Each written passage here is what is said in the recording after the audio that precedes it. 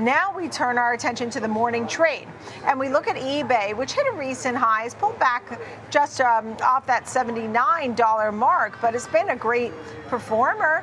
JD Durkin, Schwab Network contributor, here with me now and talking about what Wells Fargo thinks. It has been a great performer here, Nicole, and you're right to say maybe not the strongest month to date so far. It is up fractionally or so from the start of June, but we had this incredible rally off the April 7th lows, and off those April 7th lows until today, we are seeing the stock trade up about 30% or so. Fascinating to look at this admission here, if you will, from analyst at Wells Fargo, who says we're the first to admit we did not necessarily see this rally happening. Those analysts are bumping the eBay price target to $66 from $63. Perhaps still not fully sold, however, on this rally. The company's been quietly winning, while I think Wells Fargo and a lot of analysts maybe been on the sidelines watching. Still calling it, Nicole, an equal weight play. One of the things they're pointing to is this unexpected boom, this kind of resurgence in collectibles and trading cards. Not necessarily a stock you tend to put into the defensive category, but there's a huge fascination right now for the world of alternative investments. You think of Fanatics Fest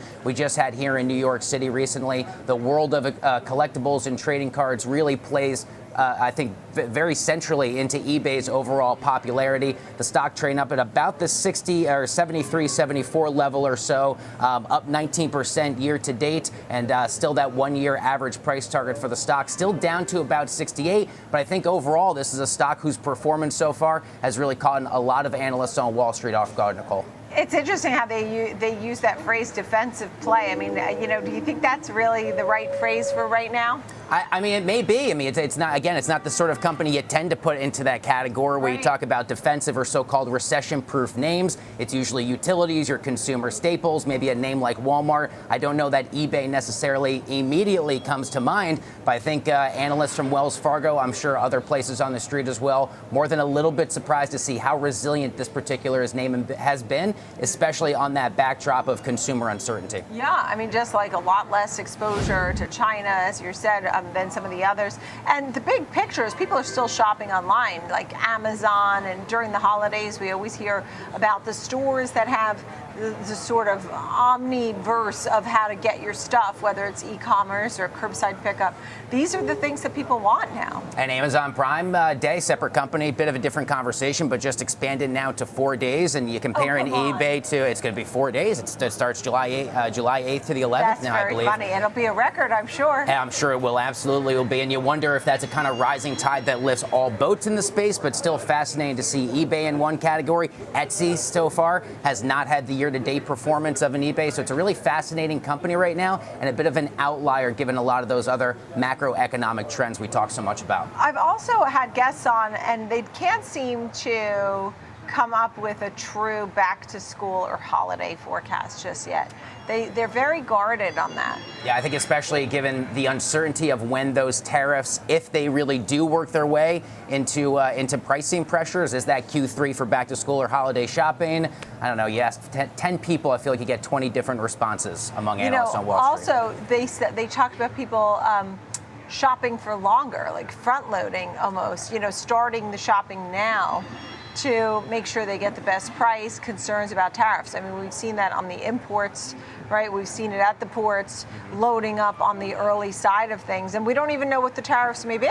Of course, we really saw that reflected in that Q1 GDP print, which I think at this point is the sort of narrative is baked in. That was anomalous for that front load of imports, but it'll be fascinating to see to what degree that continues. We're all waiting to see. Is it a one-time price increase, if at all? So far, I think the pricing pressures have held up better than most would have expected.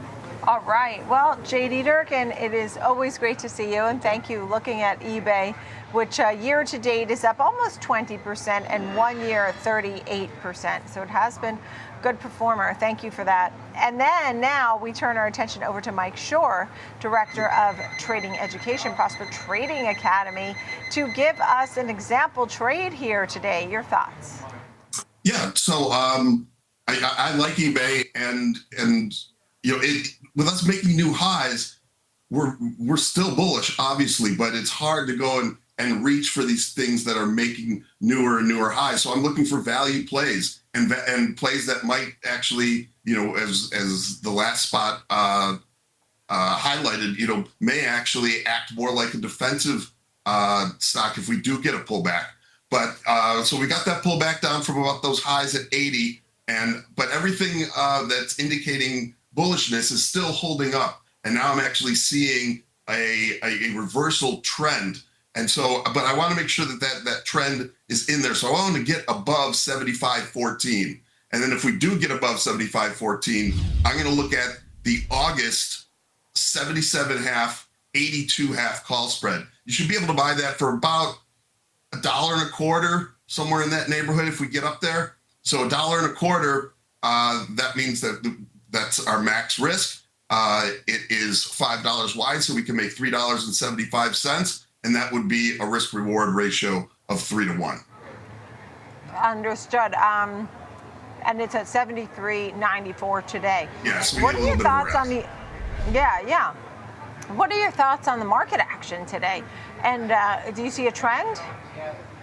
Well, it's not surprising that we saw that we kind of creeped up overnight, and then they sold it. They really weren't. They didn't do that on Friday for the most part. It's a shortened week. I would imagine, I haven't looked at the volumes yet today, but they certainly felt like an early trade that they were really low. And unless we get something, I don't think that we're going really anywhere this week. It's going to be a slow holiday week, but sometimes in those slower weeks, especially, we got Powell speaking, we have Tesla deliveries, we have unemployment, and if you have less liquidity in the market with less participants there, sometimes the market can get pushed around if we get something of note that comes out with any of these numbers. All right. And then when we get the jobs report, we get the Fed, we get more on the tariffs and such, or do you think any of those will be the market moving event? Well, definitely unemployment. I'm not exactly sure that we can expect much out of Powell. They've been, and all the governors for that matter, they've been pretty consistent in their language. The markets are still pricing in cuts not until September. I really think it's a push to even think about before that. But unemployment, and then if Powell does change tone at all, those would be the two that I would be looking at this week. Yeah. Mike Shorr, Prosper Trading Academy, thank you so very much. Really appreciate it.